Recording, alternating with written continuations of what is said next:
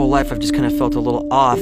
I find myself like getting into these patterns of like behavior or thought. It's like walking over into the corner and going, I'm just gonna lay down here and just die. This is like a bad neighborhood, you know what I mean? And I should not go walking alone. There's like things that you need to do in order to get out of it, or else you won't, and you're just in it. But I've also never liked being anything. I want to be happy, but when I'm in it, I try to get out of it. I don't like being sad. When I'm in it, I want to get out of it. I've never been comfortable just being. Once you acknowledge what it is, you can separate yourself from it and do something about it, as opposed to just being in it. And once I realized that, like, you know what, I just want to be able to feel the full spectrum of life, all the good stuff and the bad stuff, and be okay with it. I want you guys to take a moment to appreciate what you've got and make Chester proud. Thank you guys so much. Today, we remember Chester Bennington, the iconic voice of Linkin Park, a gifted artist and a beacon of hope. His music resonated with millions, with chart-topping albums like Hybrid Theory and Meteora. Linkin Park's music touched the hearts of millions, leaving a memorable mark on the rock and alternative music scene. But behind the fame, Chester had many struggles in life. His openness about mental health sparked crucial conversations and shattered stigmas. Let's hear it from Chester himself in this profound interview. I don't necessarily there's so many circumstances that for me that relate to this situation, but if I'm out of myself, I'm great. If I'm inside all the time, I'm horrible. I'm a mess. And so for me, it's like that was kind of where I don't like my mind right now, stacking up problems that are so unnecessary. You know, that's where that was where that came from for me. And but it's the moment where it's like realizing like I drive myself nuts, like actually thinking that like all these are real problems. Like all the stuff that's going on in here is actually just, I'm doing this to myself. And, regardless of whatever that thing is. And so this is that like conscious awareness of that thing. And like when you can step back and look at something, like you're actually elevating yourself consciously. Like you're enlightened at that point, right, to a certain degree.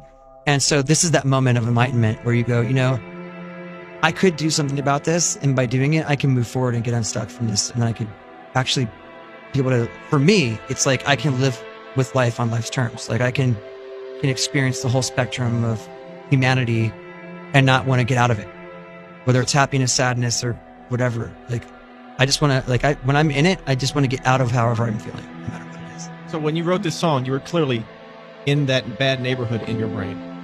This time last year, I was a mess, like a total wreck, you know. And like I think for a lot of people, they think like if you're successful, like all of a sudden like you get like you get like some card in the mail that says like you're gonna be totally satisfied and happy for the rest of your life.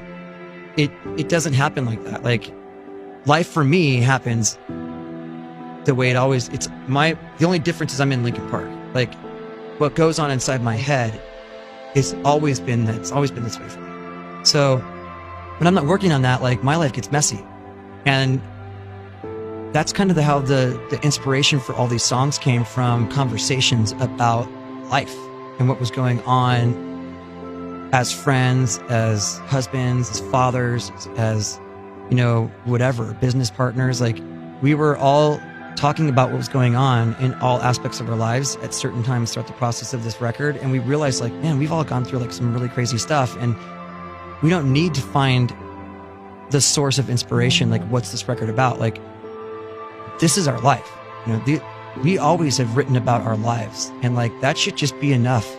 We don't need to find some new thing. Like life is always throwing these like curveballs at you, whether they're good or bad. Like it just happens. And eventually what I found is, especially with the bad stuff, because that's the stuff that I kind of that's the stuff that sticks to me a little bit more, coming out at the other side and being like, man, I'm a better person because of that. Or I'm more compassionate because of that. Or, you know, I can understand, I feel like I understand people or humanity a little bit differently because I've been through some pretty crazy stuff. And that's a positive. So finding the positive in all these things, that's what we always try to do, but we still talk about the feelings we had going through all these different circumstances.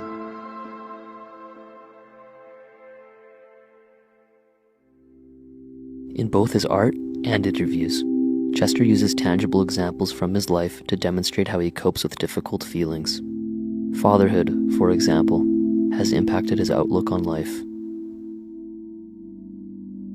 Life is so weird. Yeah. You know, I mean, there are like periods of time where I feel like I've got it, like all my stuff together. You know what I mean? Like, and then there are periods of time where I'm just like, I am such a failure at everything, and I just like, I can't do anything right. Like, I'm a horrible dad, I'm a horrible husband.